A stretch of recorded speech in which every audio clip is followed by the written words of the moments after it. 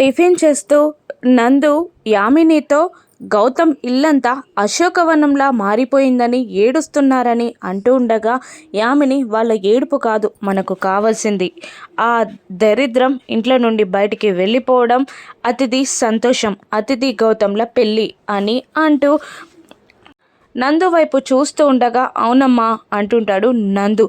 ఈ డోస్ సరిపోదు, ఇంకా పొగ పెట్టాలమ్మగారు అని బంగారాజు అంటూ ఉండగా, అవును ఇంకా పెంచుతా అని అంటూ ఉంటుంది యామిని. ఇక బంగారాజు వైపు తిరిగి చూస్తూ, అవును నువ్వెవరినో వెతుకుతున్నానని చెప్పావు కదా, దొరికారా అని అడుగుతుండగా, లేదమ్మగారు అంటుంటాడు బంగారాజు.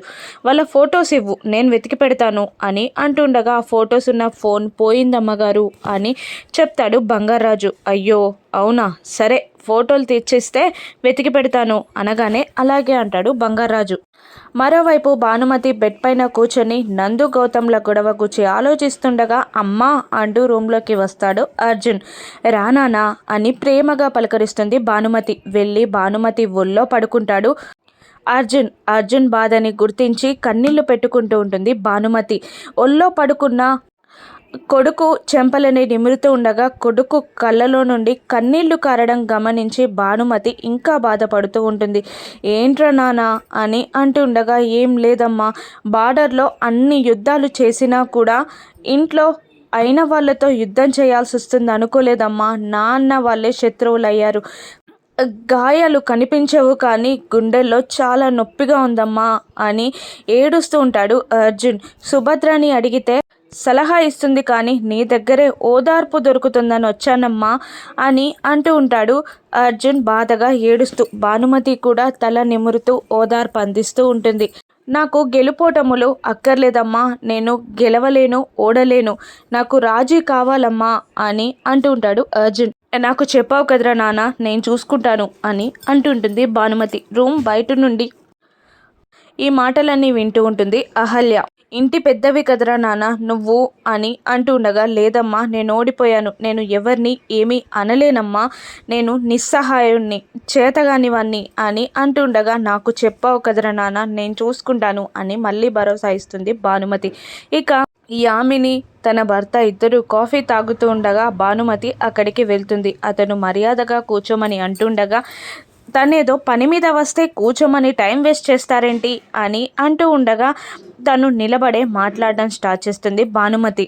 మా వైపు తప్పుందని నేను ఒప్పుకుంటాను, గౌతమ్ ఎందుకు అలా చేశాడో తెలీదు కానీ దాన్ని పంపించి అతిథి మెడలో తాళి కట్టే బాధ్యత నాది అని అంటూ ఉంటుంది భానుమతి. ఇంకేంటి అదే చేయండి అని అంటూ అప్పుడే అక్కడికి వచ్చిన నందు కూడా అంటూ సోఫాలో స్టైల్గా కూర్చుంటాడు. అప్పుడు పెద్దవాళ్ళతో మాట్లాడే పద్ధతి ఇదేనా అని వాళ్ళ నాన్నగారు తిడుతూ ఉండగా, వాడు చేసిన దాంట్లో తప్పేమీ లేదు అని అంటూ ఉంటుంది యామిని.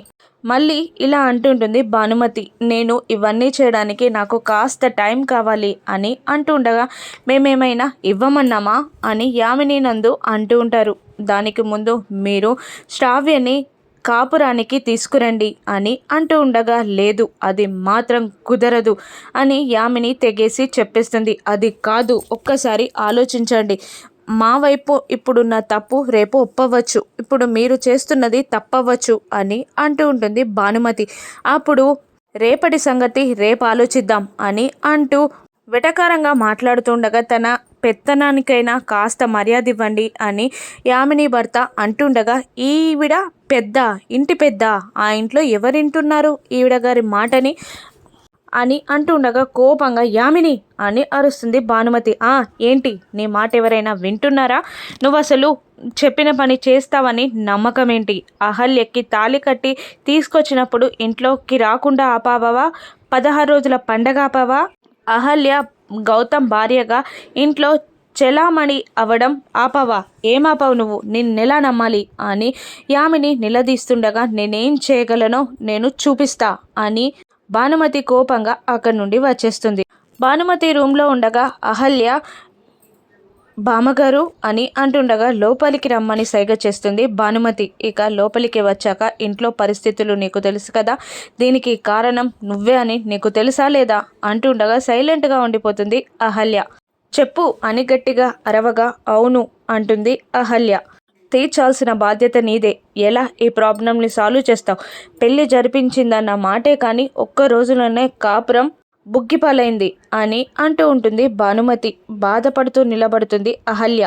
నా కుటుంబం బాగుండాలనే స్వార్థం నాది, నీకు కూడా డబ్బు అవసరం ఉంటుంది కదా, అందుకే అని అంటూ పైకి లేచి టేబుల్ పైన క్లాత్ని ఓపెన్ చేయగానే అక్కడ డబ్బులు కనపడతాయి. ఏ మనిషి అయినా చనిపోతే ప్రభుత్వం కూడా 10 లక్షలు ఇస్తుంది, కానీ నేను నీకు 15 లక్షలు ఇస్తున్నాను. ఇవి తీసుకొని నువ్వు గౌతమ్ని వదిలిపెట్టి గౌతమ్ జీవితం నుండి శాశ్వతంగా వెళ్ళిపో అని భానుమతి అహల్యని బెదిరించి అక్కడ నుండి వెళ్ళిపోతుంది. అక్కడున్న డబ్బుని బాధగా చూస్తూ ఉంటుంది అహల్య. ఇక బెడ్ దగ్గర కూర్చొని ఏడుస్తూ భానుమతి అన్న మాటలు, అర్జున్ ప్రసాద్ బాధ అన్నీ తలుచుకొని ఏదో నిర్ణయానికి వచ్చినట్టు ఫీల్ అవుతూ ఉంటుంది అహల్య. అప్పుడే గౌతమ్ వచ్చి సోఫాలో పడుకొని రిలాక్స్ అవుతూ ఉంటాడు. ఇక బాధగా చూస్తూ ఉంటుంది గౌతమ్ని అహల్య. ఇంటి నుండి అహల్య వెళ్ళిపోగలదా? గౌతమ్ పసిగట్టగలడా? ఏం జరగనుందో రాను ఎపిసోడ్స్లో చూద్దాం. Thank you for watching.